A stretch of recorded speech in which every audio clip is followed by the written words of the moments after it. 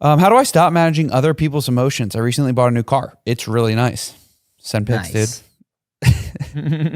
I was talking to an electrician who was fixing up my old beat up car, and he asked how the old car that I'm buying, he asked something. I wanted to avoid saying the brand new out of guilt, not wanting him to feel bad. Yeah. I noticed that when I hang out with less well-off friends, I point out flaws of the car instead of the good things about it to level it off. I think this flares up more when I feel that the people I'm are actually feeling bad or envious. Mm-hmm. That's my projection there. It's great. And I don't think I do it with people when I feel those. I don't feel those emotions in them. Mm-hmm. I manage others' emotions in many ways. This is just one of the most recent avenue for it. Yeah. So maybe you're right. Maybe they do. Maybe they don't. It's very possible, as Henry said, that you could be projecting on someone in a worse financial situation. And say they must be ashamed that they're in a worse financial. What you've experienced in the past from someone who has similar traits to them.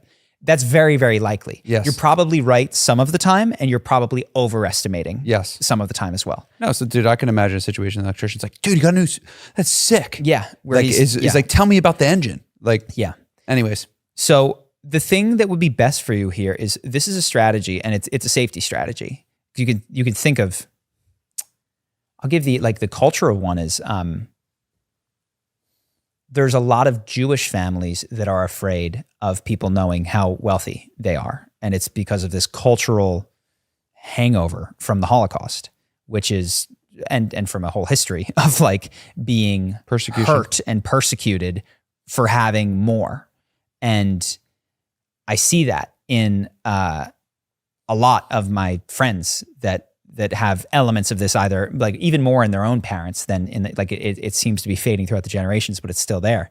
The point that I make in just telling that anecdote is that there's a reason that this exists in your life, whether it's personal or cultural, and it's very likely protective, because envy, even if your family, it just meant that your big brother would take from you, or that you would get less love, or that, if people found out the people were hurt in your family were ones who got the attention and the ones who were doing well didn't get as much. You don't want to fix the behavior as much as you want to use this like thing that you're noticing as an opportunity to love that part of yourself and to show up for it and to connect with it. And when you do that, the behavior will start to dissolve.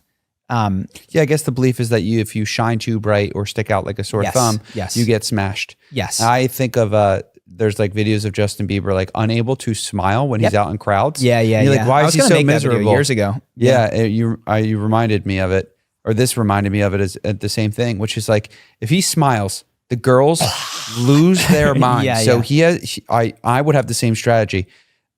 If I show an emotion, it gets so much worse for me. So let me put on sunglasses and hide. So you can, use this. Where have I felt this? When did I get the thing that was really good? And then I detected, and it could just be a subtle moment where I saw that person like withdraw from me. Emotionally when I was little, and they didn't do anything. They just said, "Oh, you got a new car." They just withdrew from me.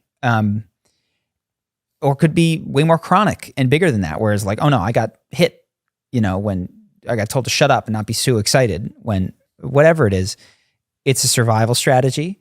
It's being projected onto these situations. You're also picking up some of the things that are there, which is, this person is less well off. I might detect a hint of jealousy or desire, but you're projecting the lack of safety and the unconscious need to re-enter into this defensive posture.